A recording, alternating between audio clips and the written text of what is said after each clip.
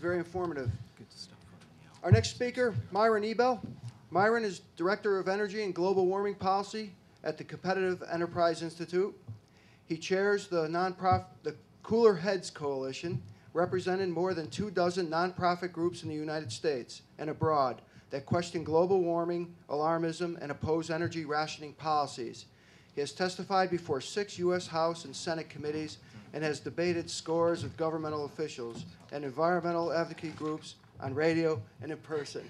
I'd like to go on about Myron. Please read up on him. It's a great bio he has, and I'll turn it over to him. Thank you. Thank you. I would like to thank the Heartland Institute for inviting me to this conference to speak at it. It's wonderful to be here with you all. Although I must say I'm rather disappointed to see you here. I would hope that you would have all gone to some of the more important sessions on climate science and the impacts instead of this icky political stuff. But you're here, so I'll have to do the best I can.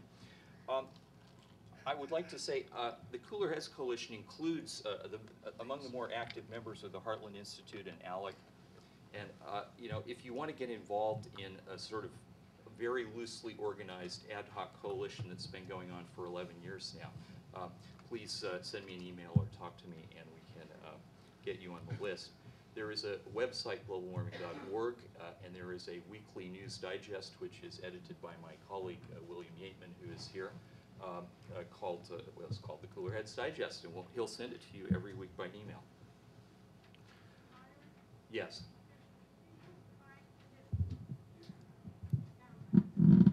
Could I use the mic? What do is that better? Yeah. Good. Okay.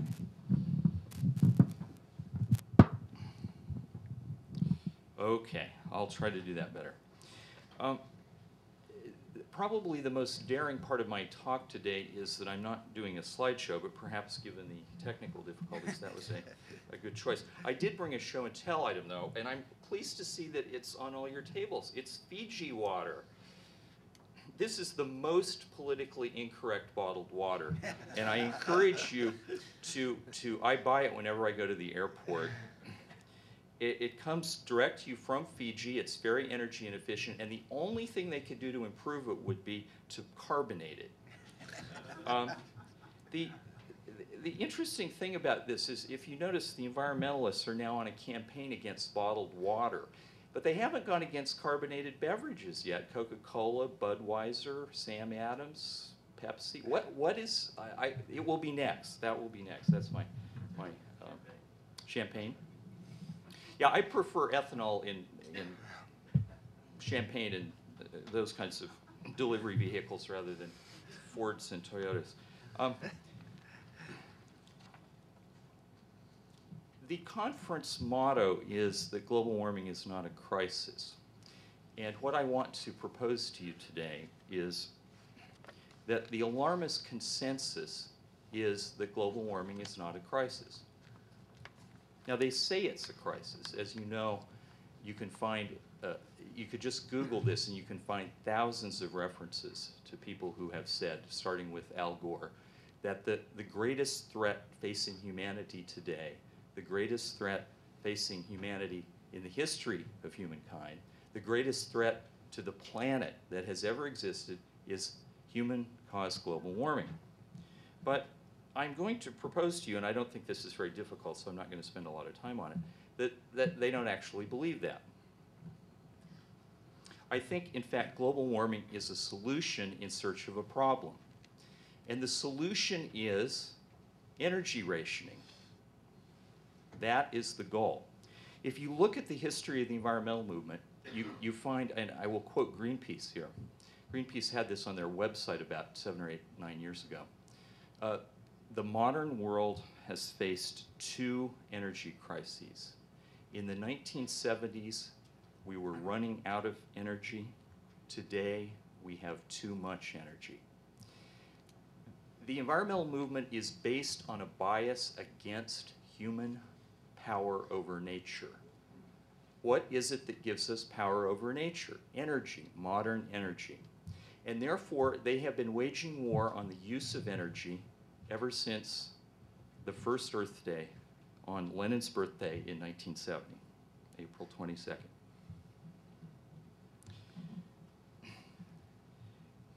Al Gore said in Earth in the Balance that the central organizing principle of all human society must become saving the environment.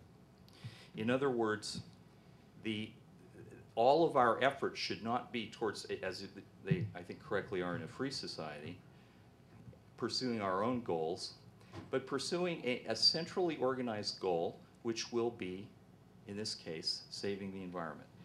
Al Gore has, of course, been a leader in all this, but I would like to compare now global warming to what a real crisis would be like.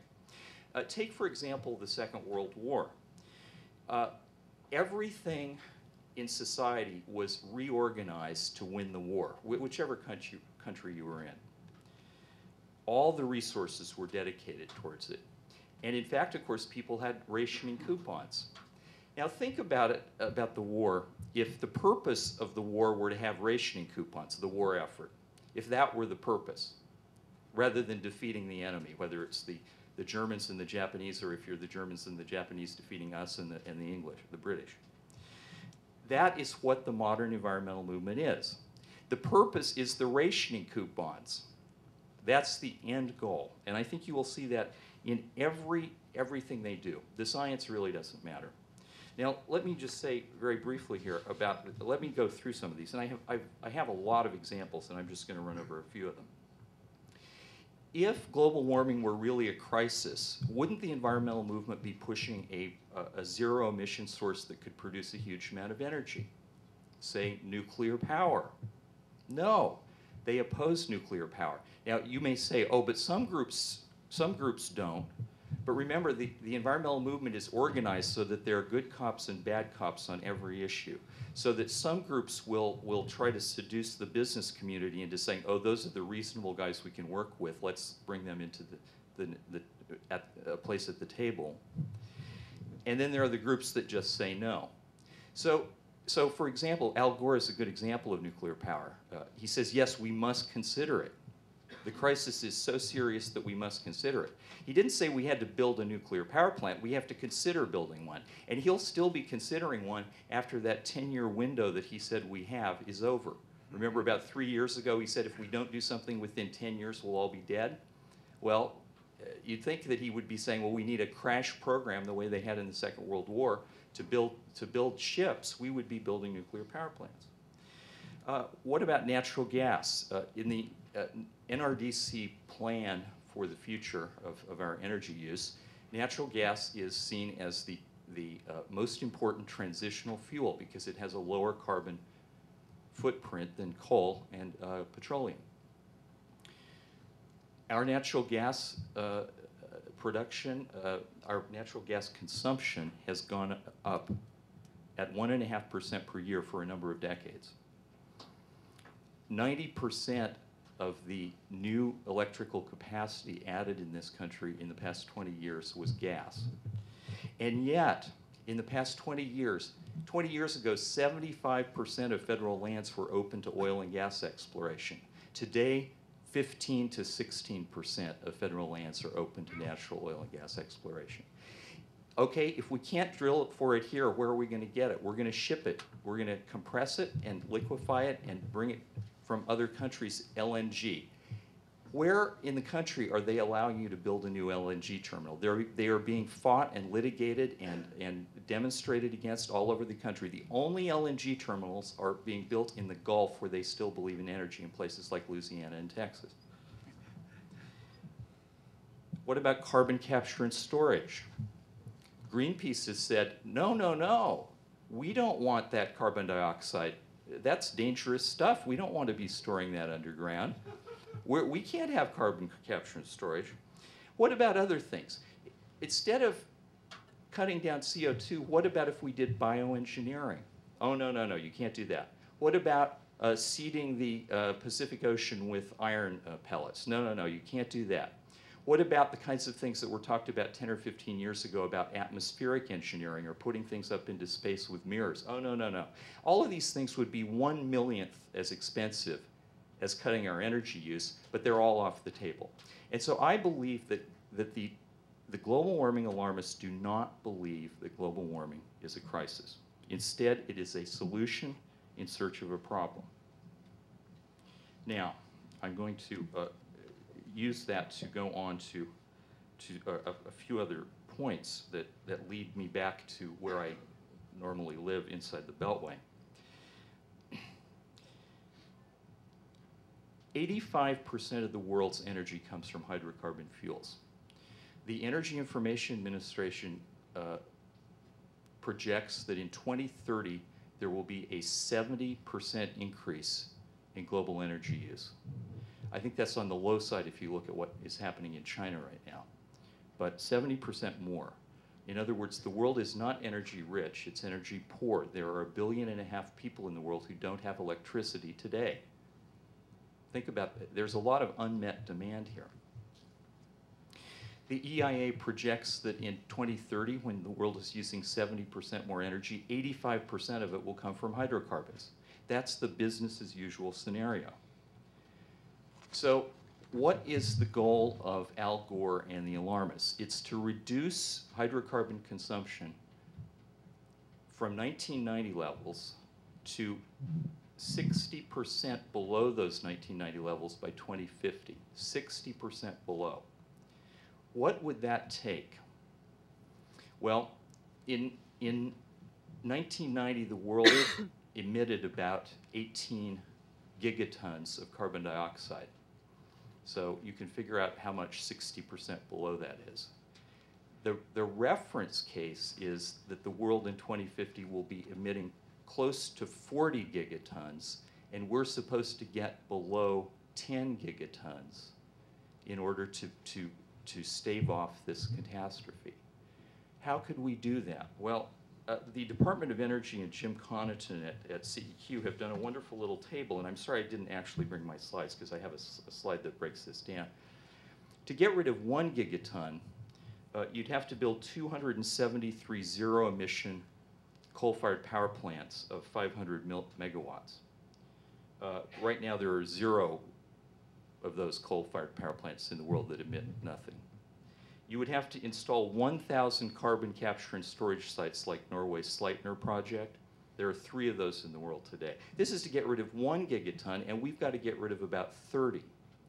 So you can multiply each one of these by 30. We could build 136 new nuclear power plants of 1 gigaton, gigawatt each. That's 1/3 of current worldwide capacity. We have not built a new nuclear power plant in this country in 30 years, and maybe the next one might come online in 10 or 15 if they're lucky. We could deploy 273 million new cars that get 40 miles to the gallon instead of 20 miles to the gallon.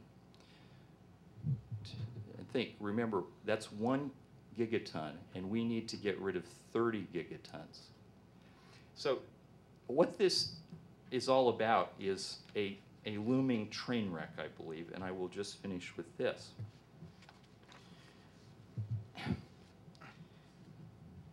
We have a number of bills in Washington now to create a cap and trade system for carbon dioxide. Cap and trade is another term for tax. It's a hidden tax, and it redistributes income from consumers to special interests.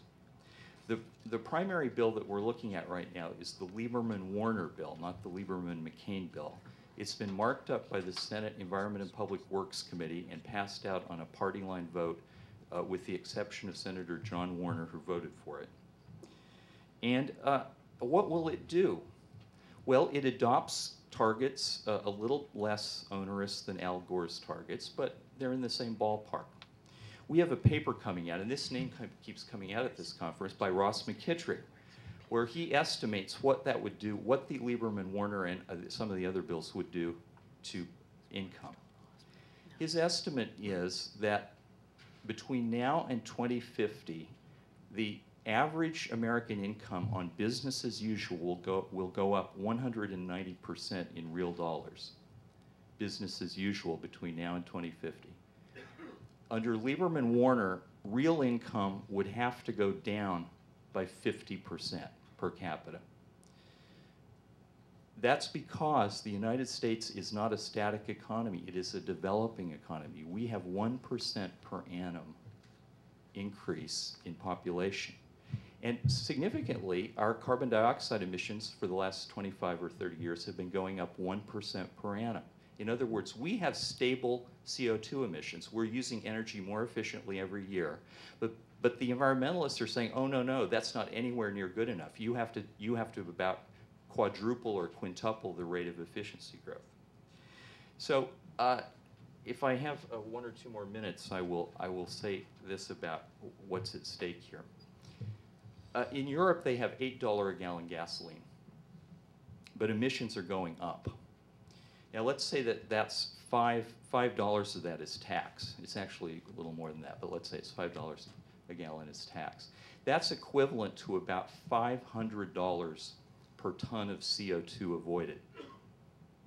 $500 a ton. We're told that it will only take $20 to $50 a ton to get CO2 out of the economy, and yet when consumers have a choice, they're willing to pay an awful lot more and still consume the product that gets them where they want to go.